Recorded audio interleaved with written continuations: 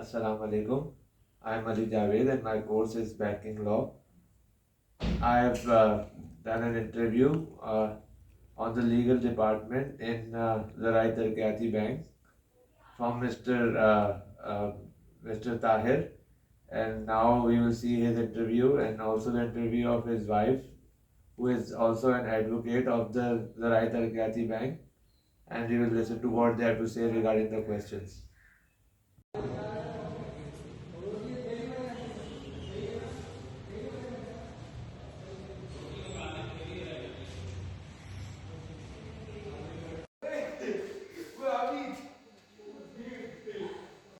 Assalamu alaikum, Mr. Tahir. Sir, what are your views on the operations of the legal department? Assalamu alaikum. We work in the ZTBL as a law officer. Which question you asked me? I'm asking, sir, what are your views on the legal department's operations? How does the legal department works? मतलब how the operations of legal department? Some different cases are operating the legal unit, which is recovery, concerns the recovery cases, bank dues of the borrowers, and some employers' dues, and so many other cases for the legal purpose. We are operating through the legal units. Sir मेरा next question ये है कि जो है वो जैसे हमारा legal department है, ये किस तरह से केस आता है तो बाकी डिपार्टमेंट से लिंक हो जाता है, इसका लिंक बनता है, कैसे बनता है कोई केस के सूरत हाल में? असल में लीगल डिपार्टमेंट का जो काम है वो दरअसल ये होता है कि एक डिपार्टमेंट जो ऑर्गेनाइजेशंस होती है, जैसे उनका कोई भी लोन होता है या वो लोनी अगर रिकवरी नहीं देता और उसको नोटिस इशू किए जाते हैं, बाकायदा लीगल नोटिस इशू किए जाते हैं कि भाई आप हमारी रिकवरी पे करें, अदरवाइज़ फिर भी वो रिकवरी पे नहीं करता है तो फिर कानून का सहारा लिया जाता है जो गवर्नमेंट ऑफ पाकिस्तान ने बैंकिंग कोड डिक्लेयर किए हुए हैं, जिसके थ्रू बैंकिंग की जो रिकवरी होती है, जो ड्यूज़ होते हैं, वो केस फाइल किए जाते हैं। वो अदारा या ब्रांच जैसे लोन हमारे सेंक्शन करती है, लोन रिलीज़ करती है, रिकवरी लेती है, जो भी केसेस से लिटिगेशन में चले जाता है तो फिर वो ब्रांच कंसर्न ब्रांच हमें फॉरवर्ड करती है उसके डिटेल, उसको बायोडाटा कि भाई ये लोन ही हमारी रिकवरी नहीं दे रहा, तो इसको अब जो है ना आप कोर्ट में केस को फाइल करें और थ्रू द कोर्ट ये रिकवरी हमारी रिकवर करें। ये हमारा प्रोसीडिंग होती है जो बैंक की, और अदर दूसरे भी जितने भी मालियाती इदारे हैं वो under section of the state bank of Pakistan उसके अंदर रह के काम करते हैं, उसी के तहत रह के हम रिकवरी के केसेस फाइल करते हैं, और उसी तरह से हमारे जब केस कोर्ट में फाइल हो जाता है तो हम उसमें डिमांड करते हैं, अपने जो ड्यूज़ होते हैं वो डिमांड हमारे जब डिस्कशंस होती है या जर्रा होती है तो उसके बाद वो ऑर्डर पास करते हैं कोर्ट कि ये अदारे को ये पैसे रिलीज़ किए जाएं, जिसको हम जजमेंट कहते हैं या अदारा कोर्ट उसको डिग्री कहता है। तो उसके बाद वो फिर फर्दर उसको हम अपनी रिकवरी लेने के लिए या तो बार हमें रिकवरी दे देता है या उसकी जो प्रॉपर्टी मार्गेज की गई होती है उसको हम ऑक्शन करके अपनी रिकवरी सेव करते हैं। ये एक प्रोसीजर है लिटिगेशंस का। रिकवरी लॉ डिपार्ट जो काम करता है वो इस तरह के काम करता है। इसी तरीके से अदारे के मुख्तलिफ मसाइल होते हैं और बहुत से मसाइल होते हैं। ये तो रिकवरी के तहत मसाइल हो गए। कोई भी लिटिगेशंस काम होता है जो अब अदर ऑर्गेनाइजेशन या दूसरे इदारों से काम लेना या दूसरे इदारों से जस्ट फॉर FIR, कोई भी हमारे क्राइम क्रिएट हो जाता है उसकी FIR भी थ्रू द लीगल कंसर्न की जाती है। तो जितने भी मैटर्स हैं जो एक अदारे के कंसर्न होते हैं, जो भी लीगल मैटर्स होते हैं उसको हैंडल करता है यूनिट से। तो सर ये जैसे कन्वेंशनल बैंकिंग के भी केसेस आते होंगे आपके पास लीगल डिपार्टमेंट में, इस्लामिक बैंकिंग के भी आते होंगे, तो इसमें जो रिकवरी होती है दोनों केसेस में डिफरेंटली, जैसे कन्वेंशनल बैंकिंग की रिकवरी और इस्लामिक बैंकिंग की, इसमें किस तरह से लॉज लगते हैं और किस तरह से रिकवरी होती है और क्या इनके प्रोसेसेस डिटेल क्या होती है? देखें, जैसे हमारे जो बैंकिंग सिस्टम है, commercial banking as a markup काम करती है। कोई भी प्रॉपर्टी का लोन दिया जाता है, कोई सी बिजनेस के लिए भी उसकी प्रॉपर्टी को मॉर्गेज किया जाता है। तो मॉर्गेज की एक हाइपोथिकेशन होती है, एक मॉर्गेज होती है। मूवेबल प्रॉपर्टी होती है उसको हाइपोथ किया जाता है, और जो अनमूवेबल प्रॉपर्टी होती है उसको मॉर्गेज किया जाता है। ये तो है ये मार्कअप सिस्टम से बैंकिंग का जो निज़ाम है। इस्लामिक बैंक है उसमें जो ना वो इक्वल टू बिजनेस किया जाता है, और जो प्रोडक्ट उन्होंने रिलीज़ करना होता है लोनीज को, तो वो प्रोडक्ट के साथ वो पार्टनर बन जाते हैं। जब तक उसका ड्यूज उसके कंप्लीट नहीं होते, वो उसका ओनर जो है ना वो अदारा ही कहलाता है। तो जब उसके ड्यूज पूरे कंप्लीट हो जाते हैं, जो भी एग्रीमेंट्स के तहत होते हैं, तो वो अदारा वो प्रोडक्ट उनको उनके नाम पे रिलीज़ कर देता है। ये डिफरेंस है इस्लामिक बैंक में और मार्कअप कमर्शियल बैंकिंग में। सर कोई इनके एग्जांपल जब देना चाहें इस्लामिक बैंकिंग के, जो जो उनके टूल्स होते हैं इसके, जो जिस तरह के यहाँ पे वो लोग चीज़ें प्रोवाइड करते हैं अपने इस्लामिक बैंकिंग के कस्टमर्स को?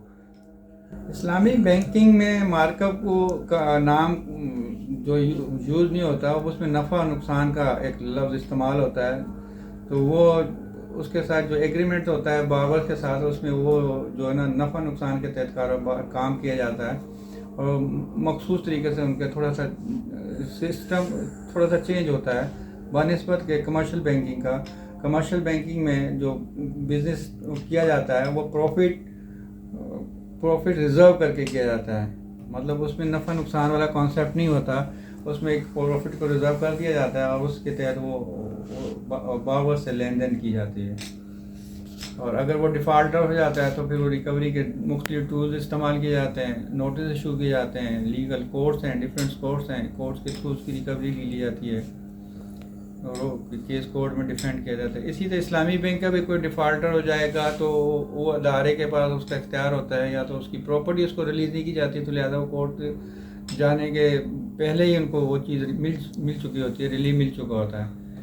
और इस कमर्शियल बैंकिंग में ये होता है कि उसकी प्रॉपर्टी तो मॉर्गेज होती है, मगर अमाउंट उसको रिलीज़ कर दिया जाता है। तो वो प्रॉपर्टी को जो रिकवर करने के लिए कोर्ट का सहारा लिया जाता है, और उसको ऑप्शन करके उसकी रिकवरी ली जाती है। सिस्टम इस्लामिक बैंक का भी ज़्यादा डिफरेंस नहीं है। दोनों इस कमर्शियल बैंकिंग इस्लामिक बैंकिंग सिर्फ लेन देन में थोड़ा सा मुख्तलिफ उन्होंने कैटेगरीज रखी हैं जिसके तहत कारोबार किया जाता है।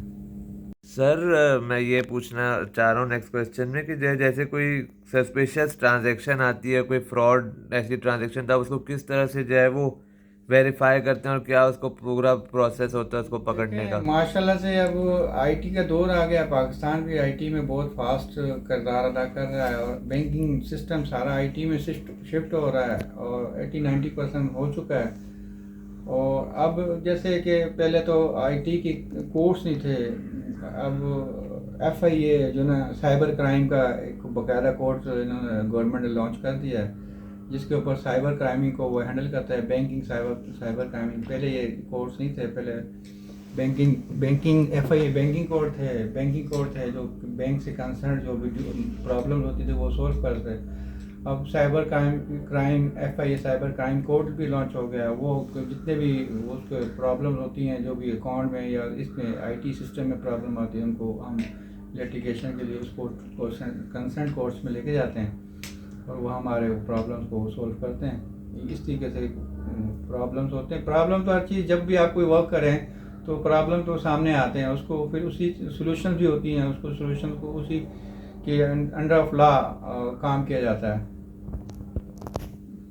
तो अब तो साइबर क्राइम लॉ भी लॉन्च हो गया है, कोड भी उनके लॉन्च हो चुके हैं। सर अब मेरा नेक्स्ट क्वेश्चन ये है कि जैसे बैंकिंग कोर्ट में भी जो है वो कैटेगरीज होती हैं, हाई कोर्ट होते हैं और उसके अलावा अदर बैंकिंग कोर्ट्स होते हैं। तो जब आप कोई केस के लिए जाते हैं दोनों कोर्ट्स में, चाहे वो नॉर्मल बैंकिंग कोर्ट हो या हाई कोर्ट हो, तो उसका आपका एक्सपीरियंस कैसा रहता है? दोनों में क्या आप डिफरेंस फील करते हैं दोनों के केसेस में? देखें, जो बैंकिंग कोड है, जो concern code as a banking recovery के लिए बनाए गए हैं, इसमें एक लिमिट रखी गई है कि 50 लाख से अबव अमाउंट अगर रिकवर का होगा तो वो हाई कोर्ट में जाता है। अब उन्होंने 5 करोड़ से भी बढ़ा दिया। पहले 50 लाख के केस से जब 5 करोड़ से प्लस कर दिया, 5 करोड़ से अपर रिकवरी मैटर्स होंगे तो हाई कोर्ट में आप उसको ले जा सकते हैं और हाई कोर्ट पे उस डिसीजन को सुनता है और उसके फैसले देता है जो लीगली तौर पे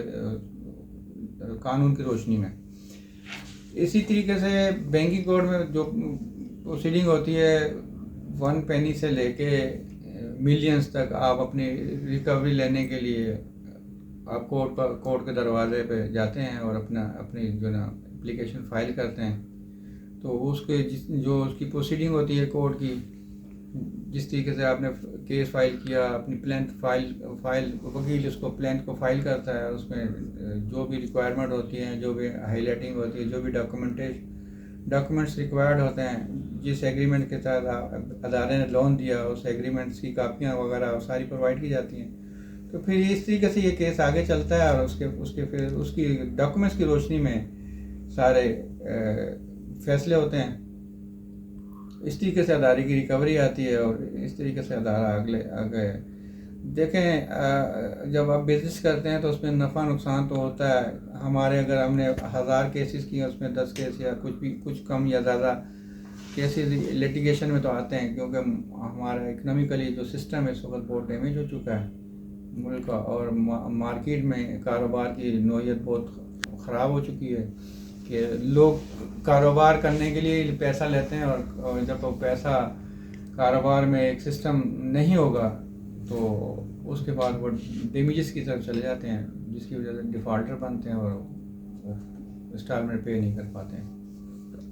तो एज अ लीगल डिपार्टमेंट से जब आप जाते हैं हाई कोर्ट में और नॉर्मल कोर्ट्स में, तो वहाँ पे एज अ एक्सपीरियंस आपका कैसा होता है कि वहाँ पे जो जजेस और जो फेलो कोलीग्स का आपके साथ एक एक्सपीरियंस रहता है वहाँ पे केस अटेंड करने का, वो कैसा रहता है? देखिए, हम तो जो डॉक्यूमेंट्स है ना, सबसे पहले उसकी स्टडी करते हैं कि डॉक्यूमेंट्स हमारे क्या क्या डॉक्यूमेंट्स रिक्वायर्ड होते हैं केस को फाइल करने के लिए।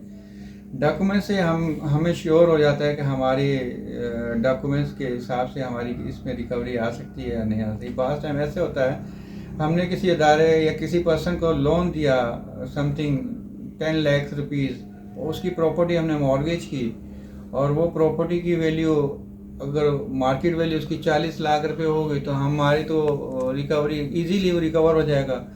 इसी तरह हमने कहीं लोन दिया और उसकी मार्केट वैल्यू उस प्रॉपर्टी की 10 लाख का हमने लोन दिया, आउटस्टैंड उसके ऊपर 15 लाख खड़ा है, तो उसकी मार्केट अगर प्रॉपर्टी की मार्केट वैल्यू 10 लाख रुपए है तो हमारा 5 लाख का लॉस हो रहा होता है। तो फिर हम अदर टूल्स यूज़ करते हैं जो हम उस रिकवरी को अपने सेव करने के लिए, वो मुख्तलिफ टूल्स होते हैं। मसलन अगर हमारी पूरी रिकवरी नहीं आ रही है तो फिर हम उसका लोनी का जो होता है उसके अदर प्रॉपर्टीज़ को ट्रेस आउट करते हैं कि हमारी रिकवरी पूरी हो जाए, और या तो हम उसको फिर उसके जो ना NIC ब्लॉक कर देते हैं, उसकी लीगल एक्टिविटीज़ को स्टॉप करवाते हैं कि वो कंसर्न कॉन्टैक्ट करें और हमारी रिकवरी हमें दें।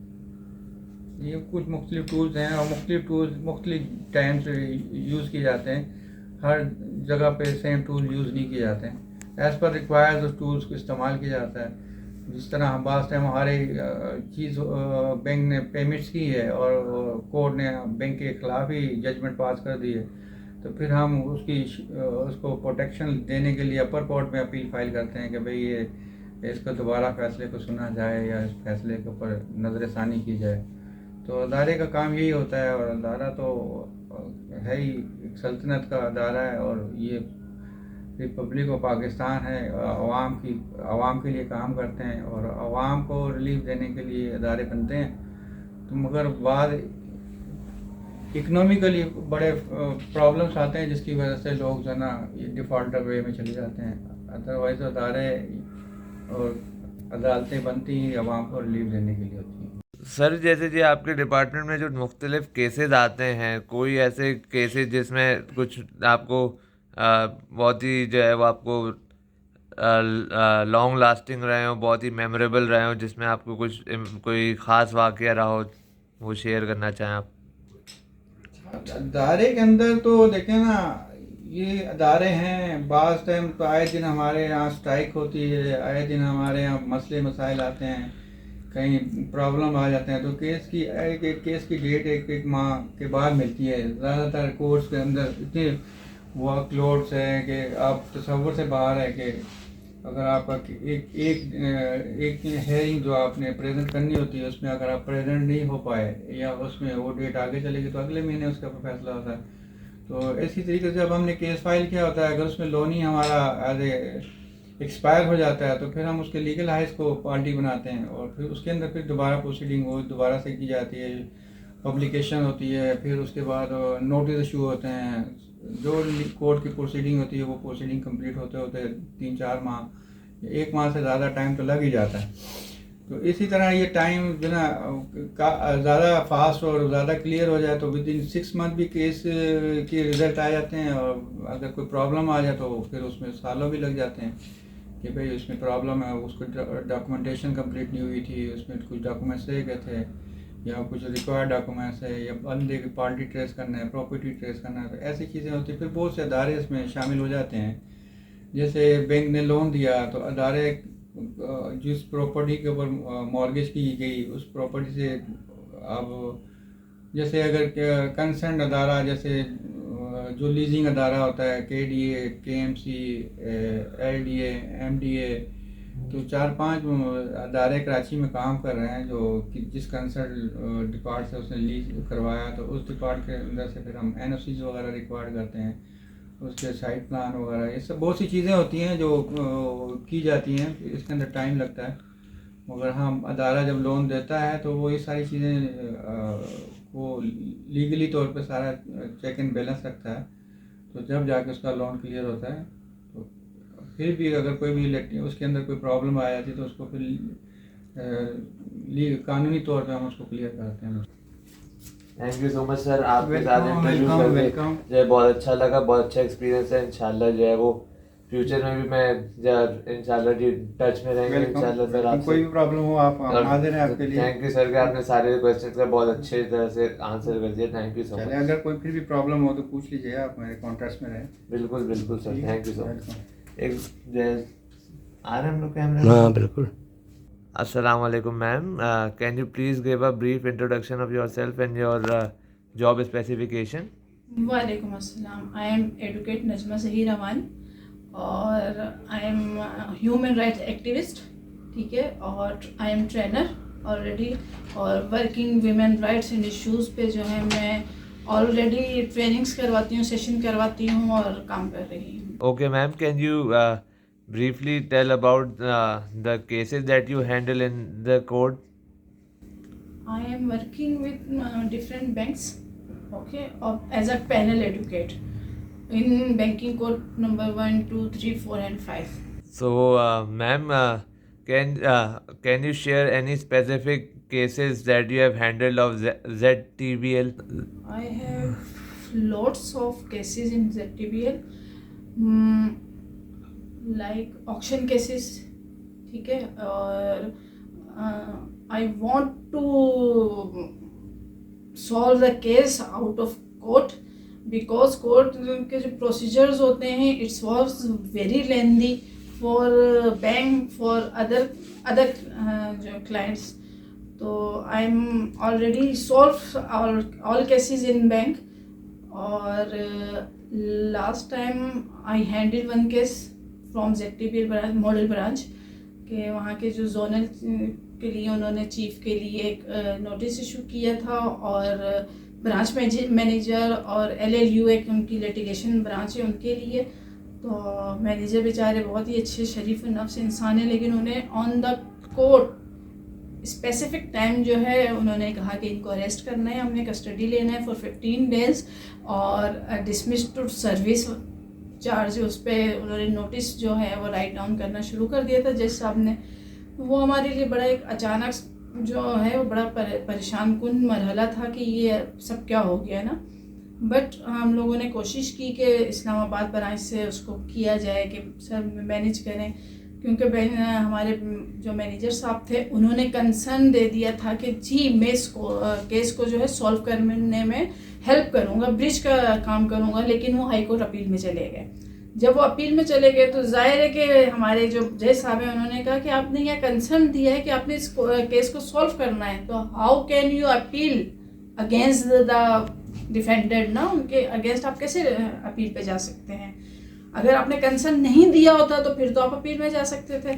फिर उन्होंने हमसे एक अंडरटेकिंग ली कि आप इसको अपील नहीं करेंगे, इसको जितना अमाउंट है उस पर सॉल्व करेंगे। और फिर कुछ पर्सनल फिर यूटिलाइज करनी पड़ी चीज़ें हमें, और उनको रिलीज़ करवाया हमने कि सर आप इन्हें कस्टडी ना दें, क्योंकि अभी रिटायरमेंट पे जा रहे हैं और इनका जो कैरियर है वो काफ़ी प्रॉब्लम्स का शिकार हो जाएगा, ज़ईफ़ बंदे हैं।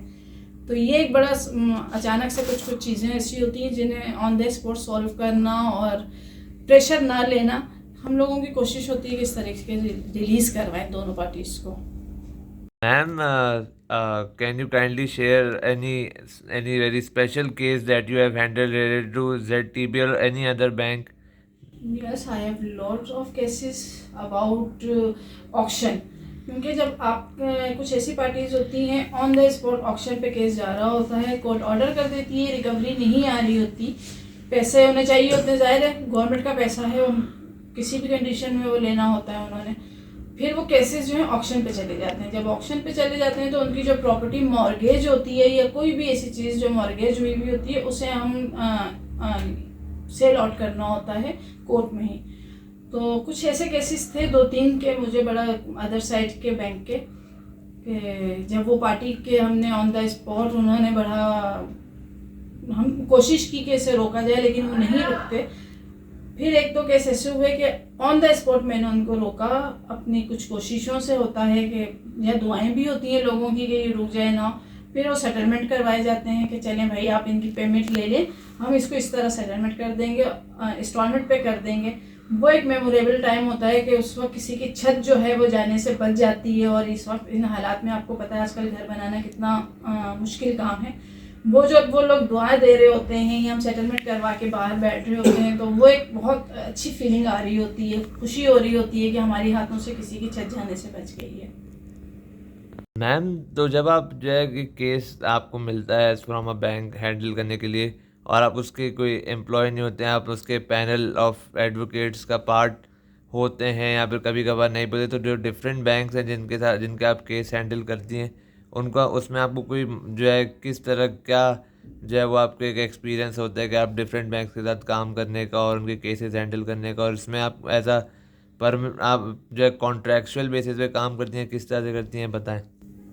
डिफरेंट बैंक्स मतलब प्राइवेट बैंक्स जो होते हैं उनकी अपनी टर्म्स एंड कंडीशंस होती हैं, गवर्नमेंट जो होते हैं उनकी अपनी टर्म्स होती हैं। गवर्नमेंट बैंक के साथ अगर आप पैनल पे काम कर रहे हैं तो उनका एक ही इशू है कि उनकी फीसिस बहुत कम होती हैं, ठीक है। और प्राइवेट पे ये होता है अगर आपका केस ऐसा है जिसमें अच्छी रिकवरी आनी है तो उस परसेंटेज के हिसाब से आपको फीस दे रहे होते हैं, मिसक्रीनियस दे रहे होते हैं, कोर्ट के मैटर्स में ना वो हेल्प आउट कर रहे होते हैं नोटिस इश्यूज कराने में।